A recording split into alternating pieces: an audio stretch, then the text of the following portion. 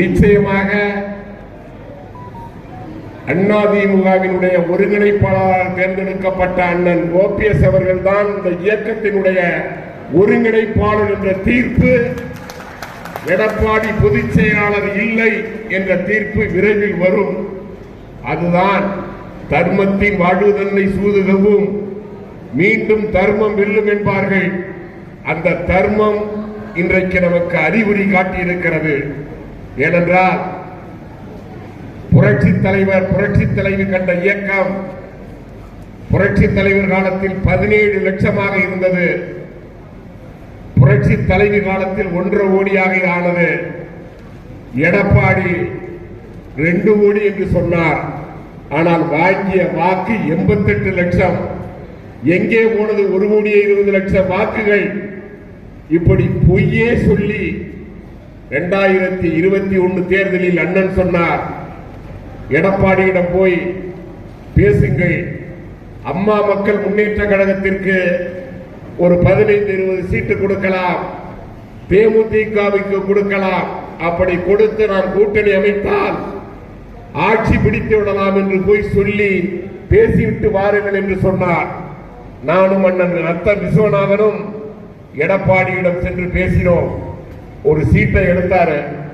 Police report, தனியாக நின்றாலே 140 வந்து விடலாம் என்று சொன்னார். நிச்சயமாக முடியாது என்று நான் சொன்னேன். கேட்கவில்லை. இப்படி பொய்யே சொல்லி 11 தேர்தலில் தோல்வி அடைந்த எடப்பாடி பழனிசாமி அவர்கள் இன்னமும் திருந்தவில்லை. இனிமேலும் திருந்த மாட்டார். ஏனென்றால் இன்றைக்கு துக்களக்கிலே மார்சல் என்கிற ஒருவர் எழுதியிருக்கிறார், எடப்பாடியும் முதலமைச்சர் மு.க. ஸ்டாலின் அவர்களும் ரகசிய ஒப்பந்தம் போட்டிருக்கிறார்கள். இன்றைய துக்களக்கிலே வந்திருக்கிறது பாருங்கள். ஒருவர் மார்சல் என்ற நிருபர் எழுதியிருக்கிறார், ரகசிய ஒப்பந்தம் போட்டிருக்கிறார்கள். அதிமுக அழிந்தாலும் பரவாக இல்லை, நாம் குற்றவாளியாக சிறைக்கு செல்லக்கூடாது என்று ரகசிய உடன்பாட்டில் கொடநாட்டில் இருந்து தப்பிப்பதற்கு, ஊழல் வழக்கத்தில் இருந்து தப்பிப்பதற்கு கட்சியை தலைவர் தலைவி உருவாக்கிய கட்டி காத்த கட்சியை அழிக்க நினைக்கிறார் எடப்பாடி பழனிசாமி.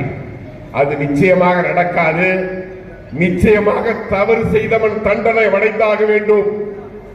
கேட்டார்கள் 6 பேர் முன்னாள் அமைச்சர்கள். அவர்கள் சென்றது தெரியாது, டிவியில பார்த்துதான் நான் தெரிந்து கொண்டேன். ஒன்று சேர வேண்டும் என்று கேட்டார்கள்.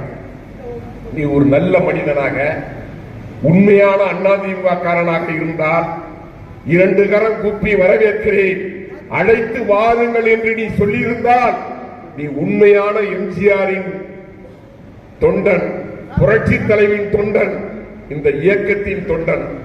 என்ன சொன்னாய்?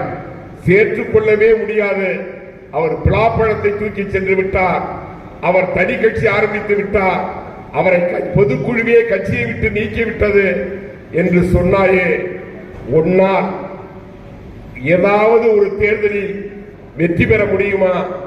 என்னுடைய மண்ணிலே நடக்கிறது ஈரோடு தேர்தல் என்று சொன்னாய். டெபாசிட் போயிருக்கும் 4000 ஓட்டிலே தப்பித்தீர்கள். இன்றைக்கு விக்கிரவாண்டி தேர்தலை கைகழுவி விட்டீர்கள். இந்த இயக்கத்தை அடித்து தன்னை காப்பாற்றிக் கொள்ள துடிக்கிறார் எடப்பாடி பழனிசாமி. அதுக்கு நாம் முற்றுப்புள்ளி வைக்க வேண்டும். நமது இலக்கு ஒன்றுபட்ட அதிமுக.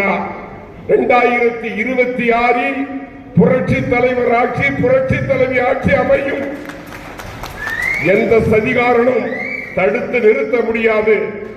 ஏனென்றால் இந்த இயக்கம் 2 நல்ல தலைவர்கள், புரட்சி தலைவரும் புரட்சி தலைவியும் இந்த மக்களுக்காக வாழ்ந்த தலைவர்கள், தன்னுடைய குடும்பத்திற்காக வாரிசு அரசியலுக்காக வாழ்ந்த தலைவர்கள் கிடையாது. அப்படிப்பட்ட தலைவர்கள் இயக்கிய இயக்கம் 100 ஆண்டு காலம் வாழும், மீண்டும் ஆட்சிக்கு அமையும். அதற்கு அண்ணன் ஓபிஎஸ் அவர்கள் தலைமையேற்பார்கள்.